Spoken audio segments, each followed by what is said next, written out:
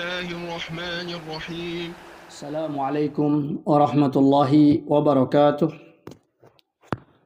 الحمد لله والصلاة والسلام على رسول الله وعلى آله وصحبه ومن والاه.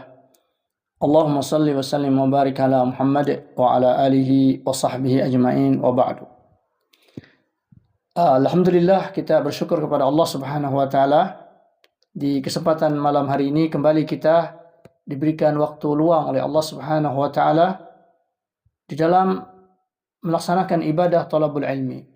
Maka kita senantiasa memuja-muji Allah atas karunia ini. Salawat dan salam tercurahkan kepada uswah kita, tauladan kita, baginda Rasulullah sallallahu alaihi wasallam.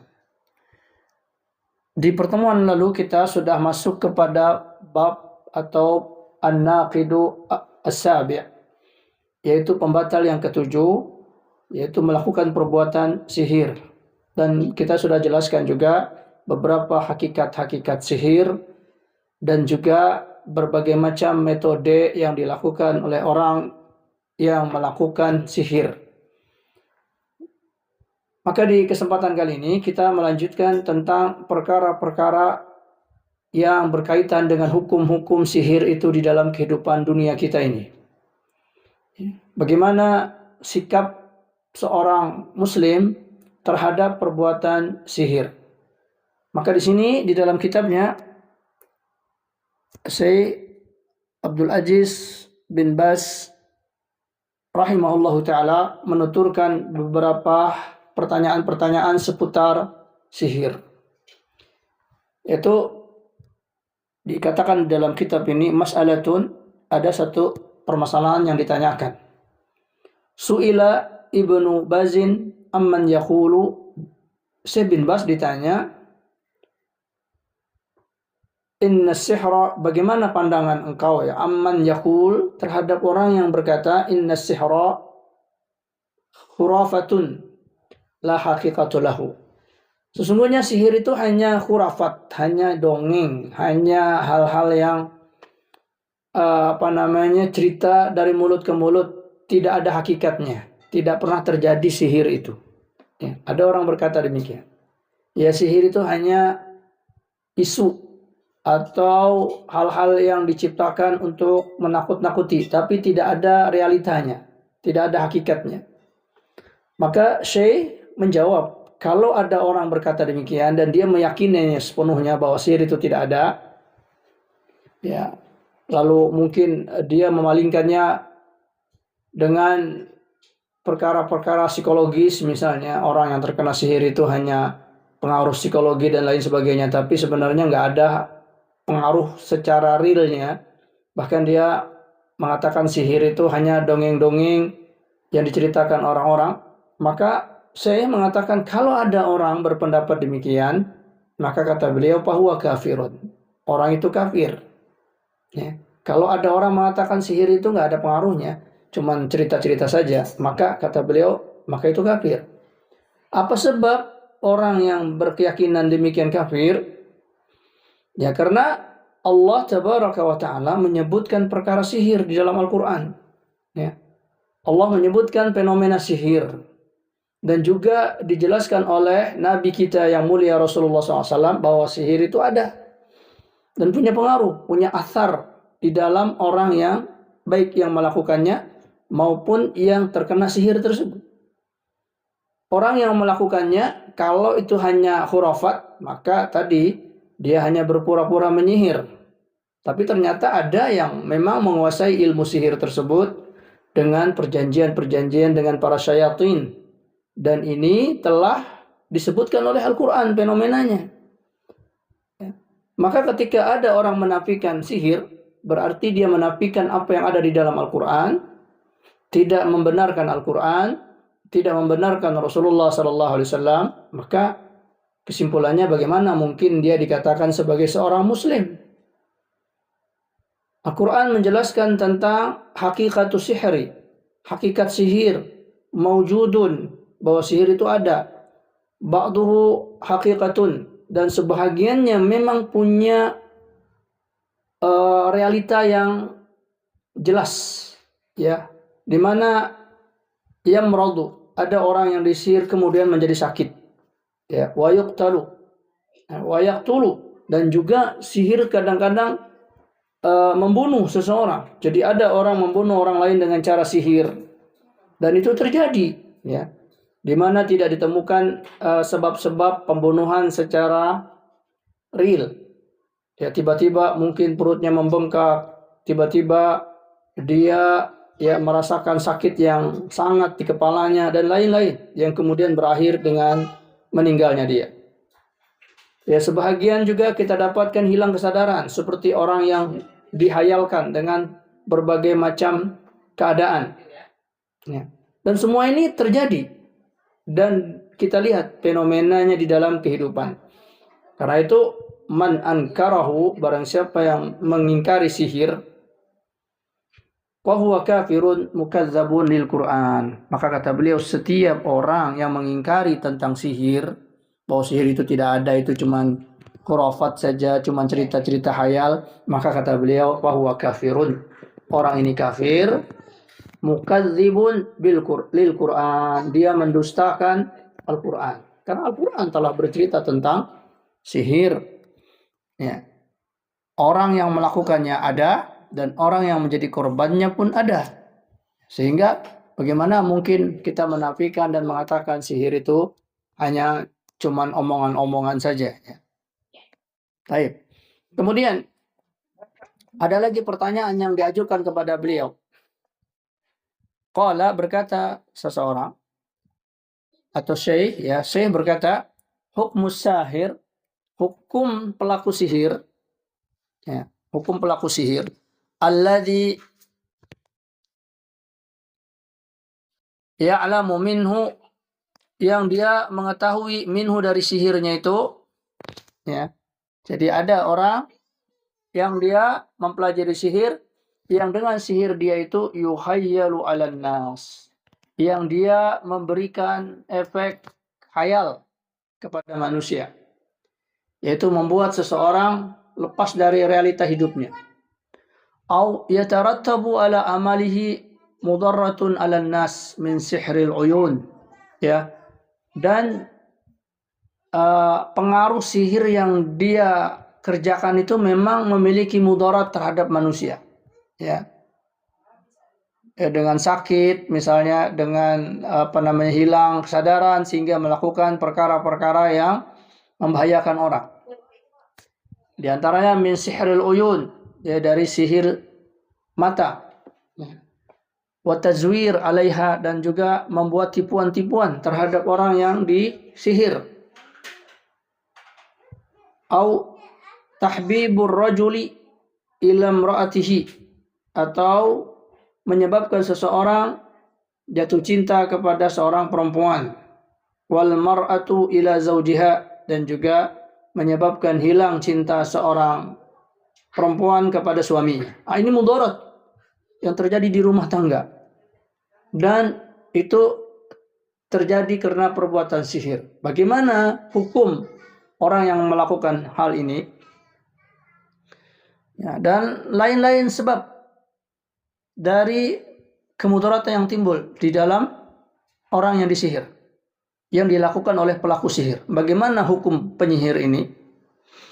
Maka mata sabata dzalika bil bayyinah ladal muhakam atau muhakim asy-syar'iyyah atau mahakim asy-syar'iyyah, apabila terbukti perbuatan sihir itu di dalam mahkamah syariah, maka hukumnya apa? Wajaba qatlu hadzas sahiri, maka wajib pelaku sihir ini dikenakan sanksi dibunuh.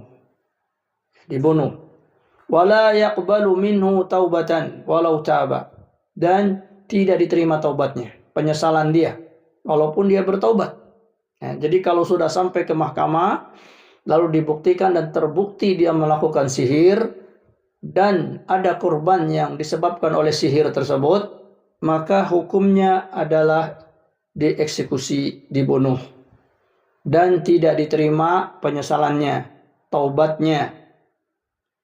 Itu fid dunia, ya, fid dunia. Kalau seandainya memang benar penyihir ini bertobat secara batiniah dia, penyesalan dia, maka insya Allah taubatnya bermanfaat indallah, di sisi Allah. Tetapi di sisi hukum duniawi, maka taubat ini tidak diterima. Ya, tidak diterima sehingga tidak bisa menggugurkan hukum bunuh terhadap pelaku sihir.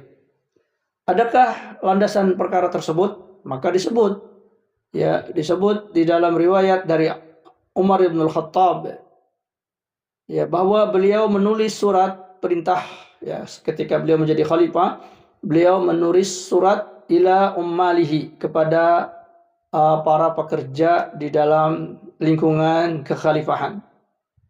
Ya, entah itu amir-amir yang dikirim-kirim di setiap wilayah, beliau mengirim surat, yaitu apa? Menjelaskan biqatlis saharah, untuk membunuh pelaku sihir, wa ada istitabatihim, dan tidak diterimanya taubat mereka. Jadi kalau kau tangkap lalu dia menyesali perbuatan sihir itu, bertobat, itu tetap tidak membatalkan hukum bunuh tersebut.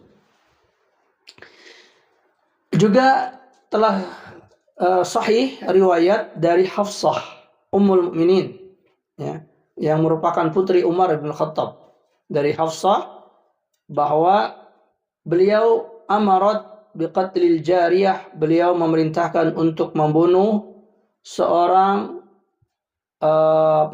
budak perempuan, allati saharatha, yang mencoba untuk menyihir Hafsah.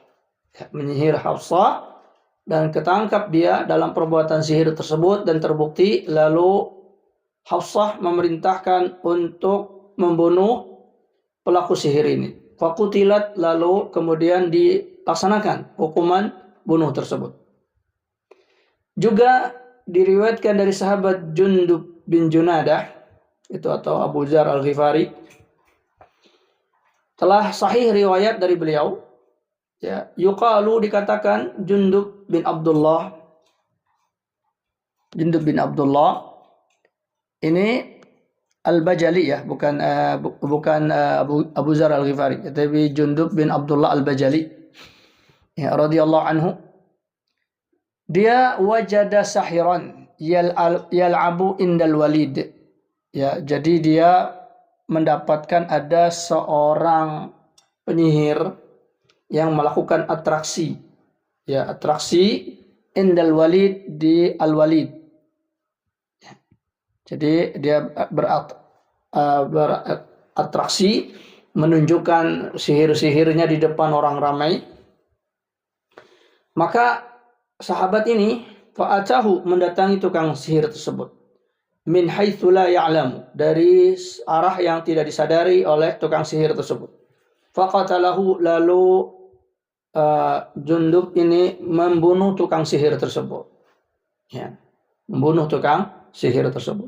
Waqala, dan Jundub pun berkata setelah mengeksekusi tukang sihir ini, dia mengatakan hadus sahiri, yakni had atau ancaman bagi pelaku sihir adalah darbuhu bisayf, yaitu dia ditebas dengan pedang.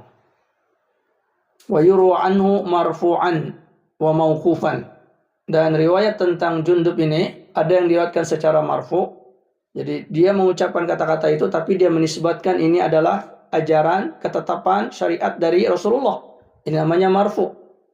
Ada juga riwayat yang menjadikan mauquf, yaitu Jundub tidak memberikan dalil dari Rasulullah, cuman beliau berkata haddus sahiri darbuhu bisayf ya, hadis mauquf, yaitu hanya terhenti kepada sahabat tersebut. Dan dua-duanya diriwayatkan, ada yang dia nisbatkan ucapan itu kepada Rasulullah, ada yang dia nisbatkan hanya dirinya sendiri.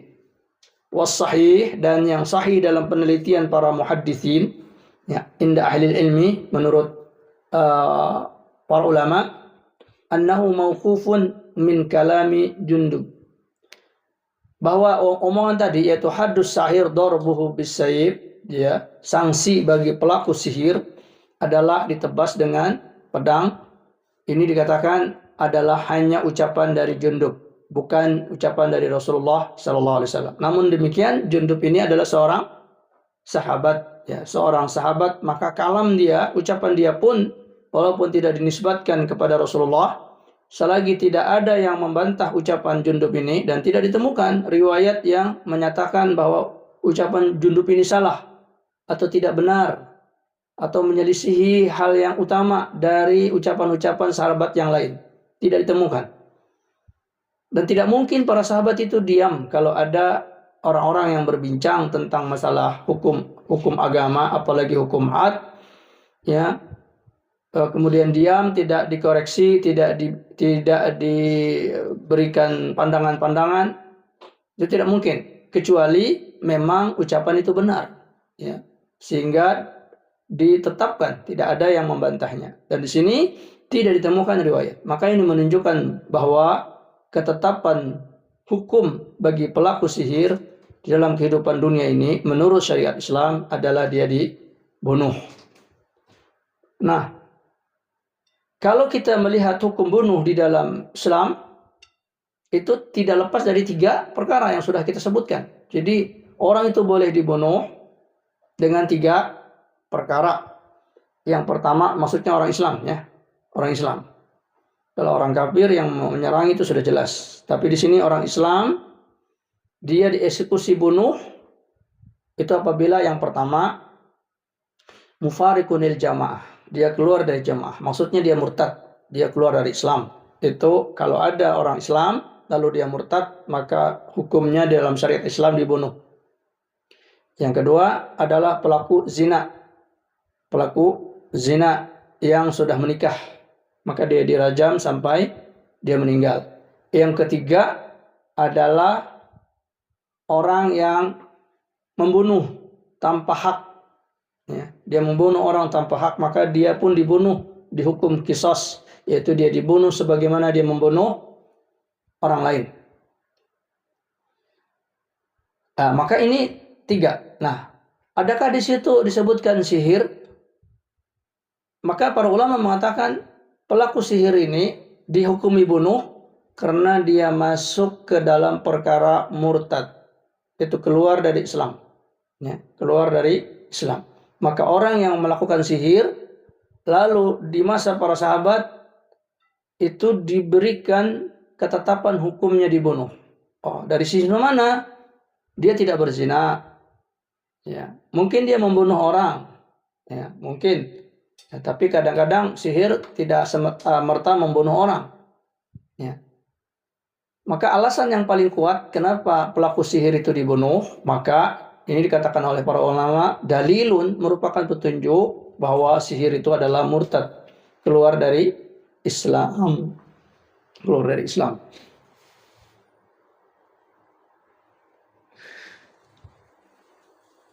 Juga telah ditetapkan tadi dalil-dalil bahwa Umar ibn Khattab pun di masa kekhalifahan beliau menulis surat, ya, kepada para umaroknya, para amir-amir di negeri-negeri Islam untuk membunuh pelaku sihir. Ya, untuk apa? Liman'i fasadihim fil ardi, untuk mencegah kerusakan yang mereka timbulkan di muka bumi ini. Wa idzaihim lil muslimin, dan sikap mereka yang menyakiti kaum muslimin. Wa idkhalihim ad-darara, dan mereka memasukkan ke dalam kehidupan kaum muslimin sesuatu yang berbahaya. Famata arafu, maka kapan saja mereka mengetahui perbuatan sihir tersebut dan ada bukti-bukti sihirnya, ya, maka wajaba ala wulati amril muslimin qatlahum, maka wajib bagi penanggung jawab urusan kaum muslimin, baik itu gubernurnya, pejabat-pejabatnya, itu harus mengeksekusi pelaku sihir tersebut. Walaupun tukang sihir ini misalnya mengatakan, tubna, kami bertobat, kami menyesal, kami tidak lagi mau melakukan sihir, maka dikatakan li'annahum la yu'minun, maka tetap ditolak ucapan tersebut karena mereka sudah keluar dari Islam, keluar dari Islam dengan perbuatan sihir tersebut dan taubat mereka tidak diterima.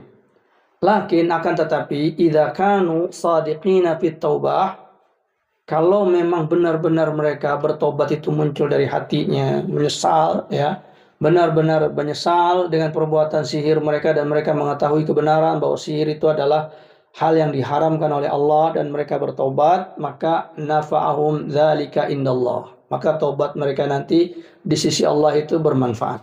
Maka Allah akan mengampunkan mereka. Tapi urusan dunia itu berbeda lagi syariatnya. Dan ini berdasarkan juga cerita yang diceritakan tentang taubatnya para penyihir Fir'aun. Ya, ketika mereka melihat kebenaran ajaran Nabi Musa alaihissalam, maka mereka bertobat dari sihir mereka dan itu diterima di sisi Allah Subhanahu wa taala. Maka disebutkan dalam firman Allah taala secara umum, wa huwa alladhi yaqbalu at-taubata an ibadihi, di dalam surah As-Surah ayat ke-25, wa huwa alladhi, dan dialah Allah alladhi yaqbalu taubah, yang menerima taubat, an ibadihi, dari hamba-hambanya, wa ya'fu anis sayyiati, dan Allah mengampunkan dari perbuatan-perbuatan buruk, wa ya'lamu ma taf'alun, dan Allah mengetahui apa yang telah mereka perbuat. Artinya taubat mereka itu benar atau cuman main-main, Allah tahu. Artinya di sini apa? Allah, di sisi Allah taubat itu bermanfaat. Dan juga ucapan Nabi SAW, at-taubatu tahdumu maka qablaha. Taubat itu menghancurkan apa yang ada sebelumnya. Jadi menghancurkan dosa dan kesalahan. Indallah. Dan dalil-dalil tentang diterimanya taubat itu banyak. Tetapi di dalam urusan kehidupan manusia, hukum dunia itu tidak hanya sekedar menerima taubat atau tidak, tetapi memberikan efek terhadap kehidupan masyarakat.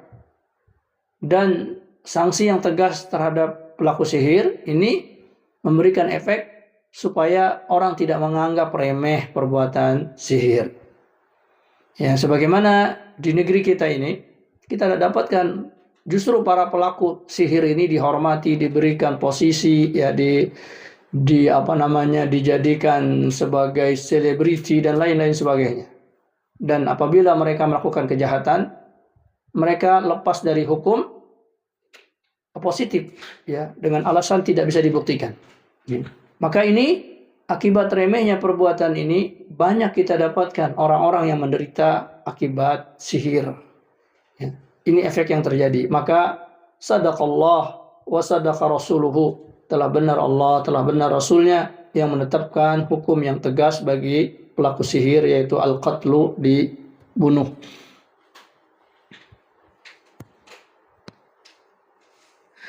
Karena ditegaskan oleh beliau, amma man jaa ila wulatil umur, adapun orang-orang yang datang kepada para pemimpin, min ghairi an yuqbadha alaihi bi khabarin an taubatihi, bukan karena datang kabar diceritakan bahwa dia tukang sihir dan dia ditangkap, tapi dia datang sendiri, ya, belum tersiar bahwa dia tukang sihir, tapi sebenarnya dia tukang sihir, tapi dia sembunyi-sembunyi. Lalu kemudian dia bertobat, dia datang kepada para penguasa negeri Muslim dan mengungkapkan taubatnya, wa annahu kana fa'ala kadza fi ma madha min zaman, bahwa dahulu dia pernah berbuat ini, berbuat itu di masa-masa lalu. Lalu wataba ilallah, dan dia bertobat kepada Allah Subhanahu wa taala, wa dhahara minhul khair, dan nampak perbuatan-perbuatan baik dari dia, fahadza tuqbalu taubatuhu, maka orang seperti ini diterima taubatnya. Ya. Jadi dia sendiri yang melaporkan dirinya bahwa dia berhenti dari menyihir, dahulu pernah menjadi tukang sihir. Li'annahu ja'a taiban nadiman, karena dia datang dengan keadaan bertobat, dengan keadaan menyesal. Ya, ka ghairihi minal kafarah, seperti yang lainnya dari orang-orang kafir. Ya, mimman yakunu lahu salafun sayyi, yang dahulunya mereka punya perbuatan-perbuatan buruk di masa lalu, ya. Tsumma yamunnullahu alaihi bitaubah, lalu Allah menganugerahkan kepada dia untuk bertaubat kepada Allah min ghairi ikrahin, tanpa dia dipaksa, wala da'wa alaihi, dan juga tidak ada tuduhan atas dia min ahadin dari seseorang. Nah, itu diterima taubatnya. Tapi kalau sudah ada yang melaporkan dia, lalu diteliti, didapatkan dia melakukan sihir, lalu setelah tertangkap dia bertaubat, maka ini taubatnya tidak diterima untuk masalah apa? Eksekusi. Adapun indallah, di sisi Allah mungkin, ya, sebagaimana riwayat tentang para penyihir Fir'aun yang bertaubat.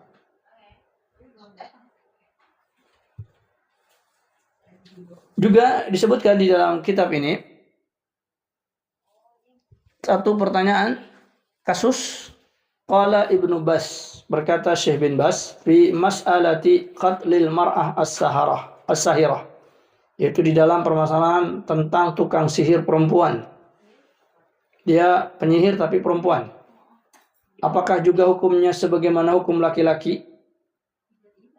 Maka hukumnya juga sama, yaitu al-qatlu, sama, dan inilah yang benar, ya. Sebagaimana riwayat tadi Hafsah membunuh budak perempuannya yang melakukan perbuatan sihir, ya. Maka di sini tidak ada perbedaan antara penyihir laki-laki maupun penyihir perempuan.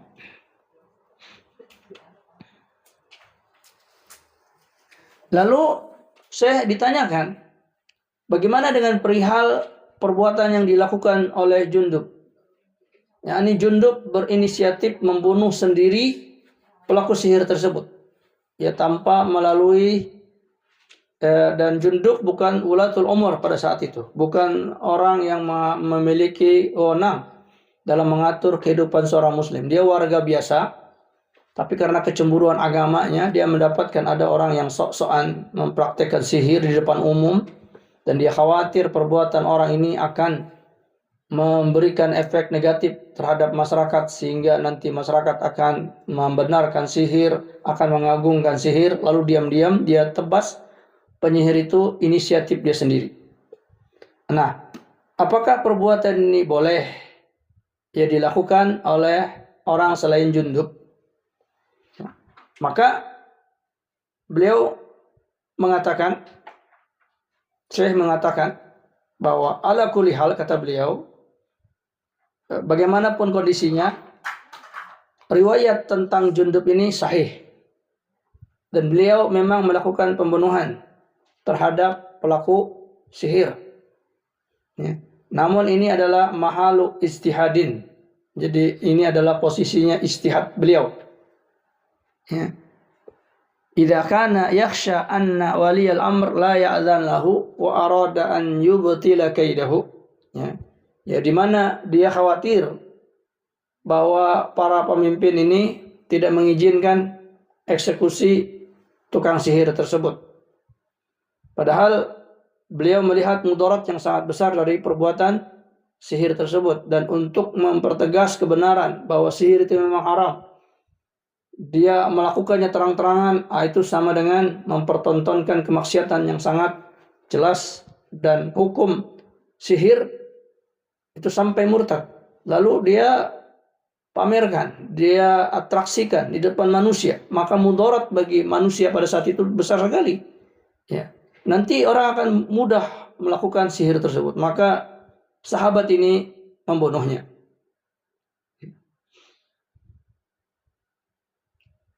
Namun di sini para ulama juga menjelaskan perihal ini, bahwa di masa tersebut ilmunya para sahabat diakui.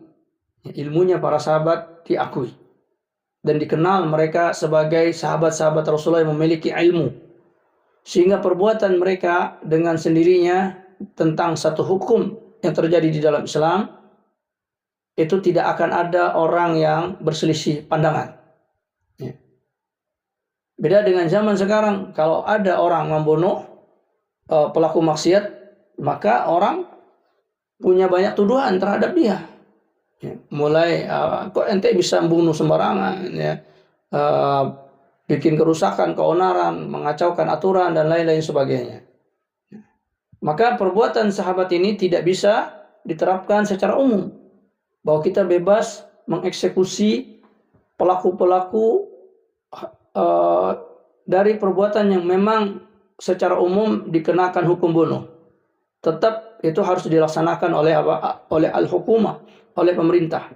Adapun kasus Jundub ini terjadi di zaman para sahabat, dan para sahabat mengetahui tentang kedudukan para sahabat ini. Para sahabat itu dikenal, ya. Nama-nama mereka tercatat, dan mereka memang menjadi penyampai din ini setelah Rasulullah Sallallahu Alaihi Wasallam, sehingga perbuatan mereka benar-benar didasarkan terhadap ilmu yang benar. Ya, maka ini dikatakan perbuatan Jundub ini tidak menimbulkan fitnah yang besar karena keilmuan dan kondisi masa zaman tersebut. Ya. Kalau di sekarang, ya, maka banyak sekali orang-orang bodoh yang tidak mengerti hukum. Ya, sehingga kalau kita yang mengerti hukum melaksanakan eksekusi itu secara langsung, maka justru kita yang akan tertuduh menjadi apa? Kriminal. Maka tetap harus dibawakan ke mahkamah, ya, ke pengadilan dan disidang, ya, sehingga benar-benar nampak realita keburukan yang dia lakukan, baru diterapkan apa? Had, hukum syar'i, ya, yaitu dia dibunuh.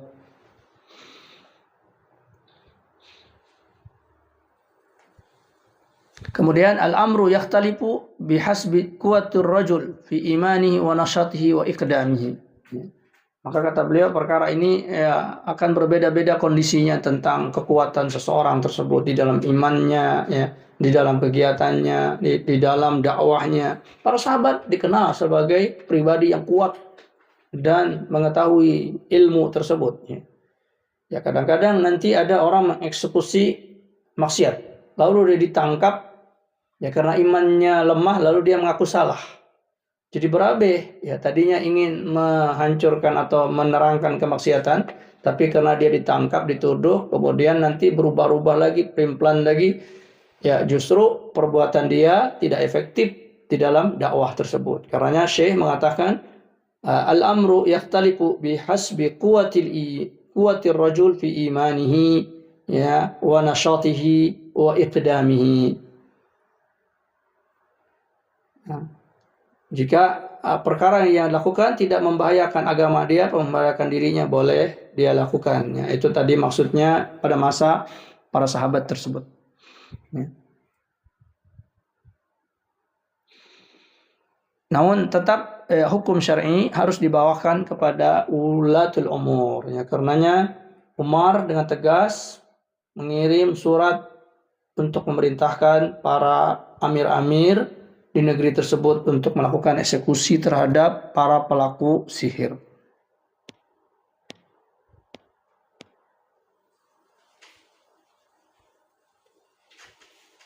Kemudian ada lagi satu pertanyaan yang diajukan kepada Syekh bin Baz. Ya.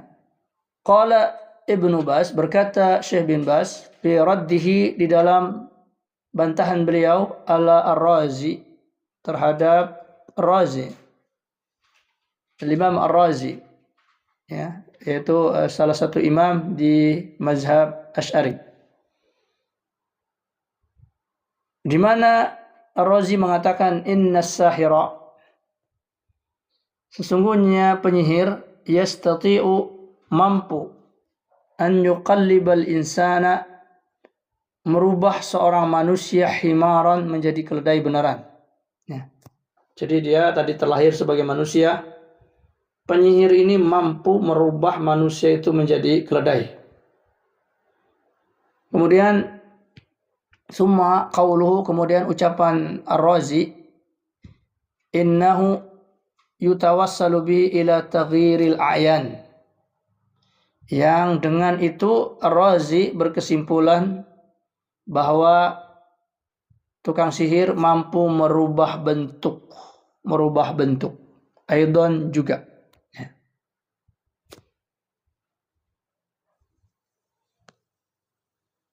Maka kata beliau, ghalat, ini adalah omongan yang keliru. Jadi kalau merubah bentuk secara realita, manusia jadi keledai atau kelinci jadi burung, berubah maka ini tidak terjadi realitanya. Ghalat kata beliau. Itu keliru. Innama yahsulu bihi takhil. Yang terjadi itu hanya membuat pikiran manusia berkhayal. Yang tadi dilihat manusia, tiba-tiba yang dilihat keledai. Tapi sebenarnya itu tetap manusia. Tapi pikiran dia, ya, benak dia dibikin khayalan bahwa yang dilihat ini adalah keledai. Ya. Wal adza wad darar. Yang ada cuman perasaan menyakiti, ya. Dia merasa seperti keledai. Ya, mungkin dia berjalan seperti keledai, meringkik seperti keledai. Ini darar yang terjadi. Amal ayan, adapun bentuknya, fala yutawassalu as-saharatu ila dzalik. Adapun merubah bentuk benar-benar jadi keledai, maka itu tidak akan mungkin didapatkan atau dihasilkan oleh pelaku sihir. Innama yukhayyal hadza. Ini cuma dikhayalkan. Ya, karenanya disebut di dalam Al-Quran ketika penyihir Firaun merubah bentuk tali menjadi ular. Apakah benar-benar tali ini berubah menjadi ular? Maka disebut oleh Al-Quran, falamma alqaw saharu a'yunan nasi wastarhabuhum. Ketika tukang-tukang sihir ini melemparkan sihir-sihir mereka, maka mereka mengelabui a'yunan nas, pandangan-pandangan manusia dikelabui, ya. Wastarhabuhum, dibuat takut mata manusia tersebut, ya. Sehingga Pak, wa yukhayyalu ilaihi min sihrihim annaha tas'a. Maka dikhayalkan dalam pandangan para orang-orang yang melihat itu, dan juga dalam pandangan Nabi Musa alaihissalam, annaha, bahwa sesungguhnya tali-tali yang dipotong-potong tadi, annaha tas'a, dia berjalan. Tali-tali ini berjalan seperti ular. Tapi sebenarnya itu bukan ular yang sesungguhnya. Karenanya ketika Nabi Musa alaihissalam melemparkan tongkatnya, dan itu mukjizat, maka ular yang dihasilkan oleh Nabi Musa bukanlah khayal, tapi benar-benar berubah bentuk dari kayu, batang kayu yang dijadikan tongkat, benar-benar menjadi ular. Maka ketika tukang sihir ini melihat, oh nggak mungkin, Nabi Musa tidak mungkin melakukan sihir, karena sehebat-sehebatnya sihir itu hanya mampu mengelabui pandangan manusia. Dia tidak merubah bentuk sebenarnya. Maka ini menunjukkan bahwa perkataan dari Imam Ar-Razi rahimahullah ta'ala adalah keliru di dalam masalah ini. Amma qalbul a'yan falah, maka merubah bentuk itu tidaklah terjadi. Wa kullu hadza batilun, dan maka ini adalah sebuah omongan yang keliru, ya. Ya, karena wa ma hum bidarrina bihi min ahadin illa biiznillah. Juga Allah Ta'ala menyebutkan bahwa kemudaratan yang timbul dari sihir itu bukan karena mampunya sihir itu menciptakan sesuatu yang merubah bentuk, tetapi Allah menghendaki adanya kemudaratan yang timbul dari sihir itu. Tukang sihir tidak bisa memastikan tentang kemudaratan yang mereka timbulkan.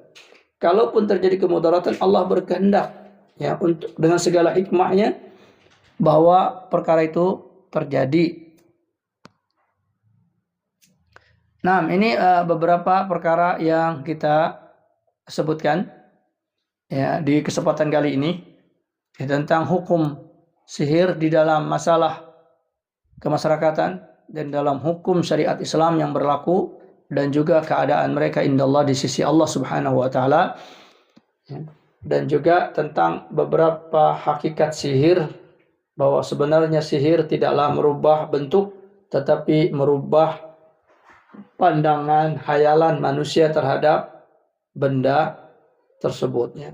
Ada beberapa masalah-masalah lagi yang sebenarnya sangat penting untuk kita bincangkan, tapi kita cukupkan di kesempatan kali ini karena waktu yang sangat terbatas. InsyaAllah kita akan masuk kepada sesi berikutnya di dalam permasalahan sihir. Nah, sampai di sini penjelasan kita.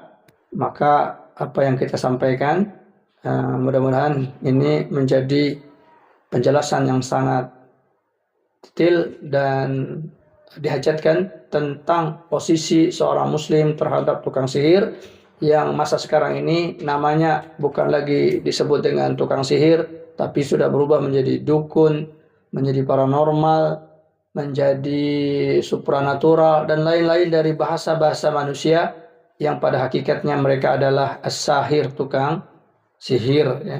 Karena itu kita tidak tertipu dengan asma, dengan nama-nama sammaitumuhu yang mereka namakan, ya, yang kalian namakan para penyihir itu, ya, dengan nama-nama yang indah, dengan nama-nama yang menakjubkan, tapi pada hakikatnya sebagaimana disebut tidak lepas dari perbuatan sihir. Demikian aqulu qauli hadza wa astaghfirullah. Wassalamualaikum warahmatullahi wabarakatuh.